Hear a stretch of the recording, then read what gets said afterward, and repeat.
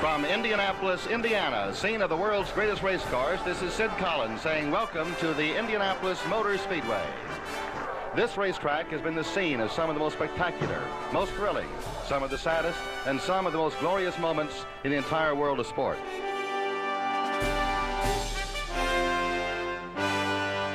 For A.J. Foyt, winner of the Golden Anniversary 500-mile race. One of the most thrilling, surprising, exciting finishes ever.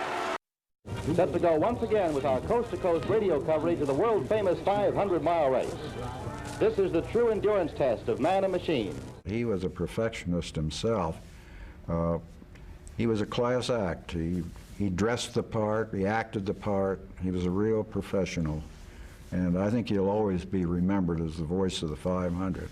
The 500, the greatest race in the world. By 1954, listening to the 500 was a tradition worldwide.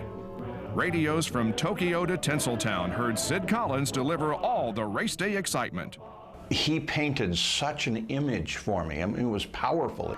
The golden pace car will make an abrupt cut into the pits at a 45-degree angle at 90 miles an hour. Here they come down the main straightaway for the world's fastest flying start. There's the green flag and the 500-mile race is on. Sid was the first voice of the 500 network. His poetic style and smooth voice informed fans for over 25 years. He was the architect of today's 500 broadcast.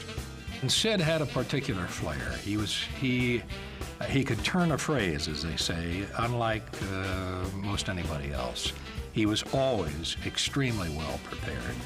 Sid was never at a loss for a word. Well, race fever has reached the boiling point now, fans. The cars will pass us like a jet rocket, and here they come. There's the green flag, and the race is on. He was almost a star. You knew Sid and his voice and so forth, maybe better than a lot of the drivers. I think that Sid and his crew created a magic on that one day of the year that drew the entire country. Victory lane. 2 words with no parallel to men who devote their lives to speed and competition and raw courage. Sid was a very unique individual, always immaculately dressed, always aware of his presence, and very much into the race. This was not just a job for Sid. This was indeed a lifetime achievement event for him. Sid was a master at making 4.5, 5.5 hours seem intriguing. The engine's now gathering strength and volume, settling to a pulsating roar as they go into the back stretch. The waiting is over. The magical moment of the start of the race rapidly approaching. Each man is alone now, all reduced to the singular conflict. 32 others are pitting their resources against his. I enjoyed listening to Sid because he made the exciting moments exciting. Oh, and here's a skid right in front of us. Number 83 spinning around 3 times, 4 times, right on the main stretch. Don Davis, watch it out there. Wow, right around the outside of Davis with the Cooper climax by inches, and Don Davis is situated right now in his car, getting up and out right in the middle of the main stretch. Getting up dejectedly, walking away, and there are 2 cars going around, and number 73 Trouble spins. again. Wow, right in front of the main stretch, 2 cars flip. Get the glasses on them and see who they are. A 3rd car bumps, and the entire main stretch is upside down. Sid delivered the race in a style all his own. But it was in 1955 that he would coin a phrase that put him and the Speedway on the map forever.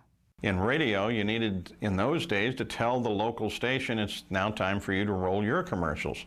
Now all that's done electronically. Didn't have that then. So they needed a phrase and they needed a catchphrase. Now stay tuned for the greatest spectacle in racing. It would give me goosebumps. Whenever I hear that, then that's Sid Collins. The day that he took over the 500 and coined the phrase, the greatest spectacle in racing, it changed his life to the day that he passed away.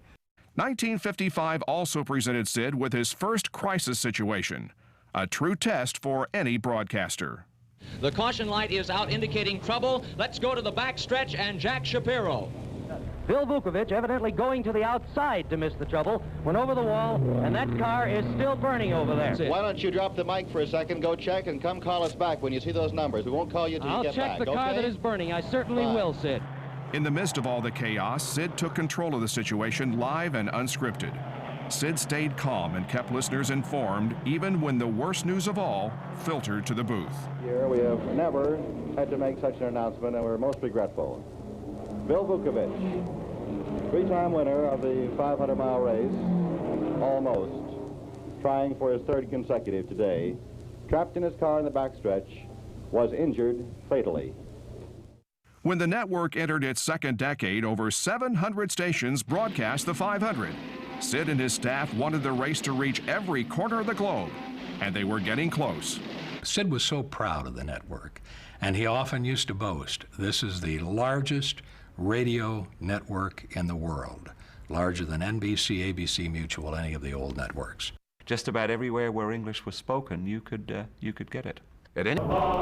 Sid and his crew developed the race broadcast to include more than just the leader and the lap count. There would be great periods of time when it was just nothing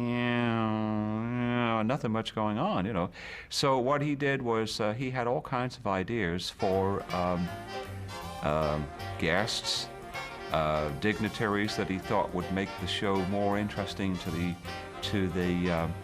the average listener, so he'd get the Hollywood types on there. Now Indy was more than a sporting event. It was a social event. Songstress, Miss Dinah Shore. Are you getting ready for your trip to Victory Lane in a couple of hours, Dinah? Oh, I tell you, the moment when I get to present that Borg Warner trophy is going to be the thrill of my life.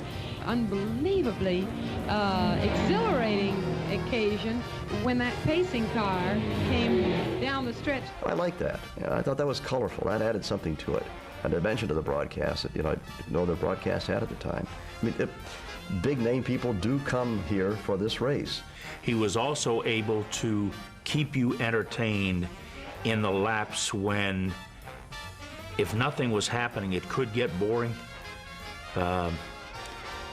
And it never did. Well, A.J. Foyt has a new car with an upright engine this year on the left, and he, of course, is a rather quiet fellow. In fact, he's very, very modest indeed, and it's hard to get him to say anything. 5 laps to go, and Eddie Sachs, as they say in horse racing circles, at this moment, winning, going away. However, anything could happen, and now coming in for a pit stop is Eddie Sachs. A surprise, a pit stop for Eddie Sachs coming in. And they're still working and going by as A.J. Foyt takes the lead from Eddie Sachs in the south third with 3 laps to go. He was a history reporter. He wanted to correctly report history. He didn't want to give bad information. And the Golden Anniversary 500-mile race is on. The number 1 turn and Mike Ahern. And here they come into the number 1 turn, accelerating out of the pack and taking the lead. Well, it's either at... We have an accident on the main stretch, Mike. Hold it. We have a terrible accident on the main stretch. Our policy has always been you call what you see and you don't make any judgments about anyone's condition or anything. It was that kind of perfection and preparation that got Sid through the start of the 1964 race. There has been a spectacular crash almost at the head of the main stretch. There's so much fire and so much smoke, I am unable to see any car at all. A 7-car crash claimed the lives of drivers Eddie Sachs and Dave McDonald. We're all speeding toward death at the rate of 60 minutes every hour. The only difference is that we don't know how to speed faster, and Eddie Sachs did. And so since death has 1,000 or more doors, Eddie Sachs exits this earth in a race car. Knowing Eddie, I assume that's the way he would have wanted it. Sid's emotional eulogy is considered one of the most moving moments in 500 history.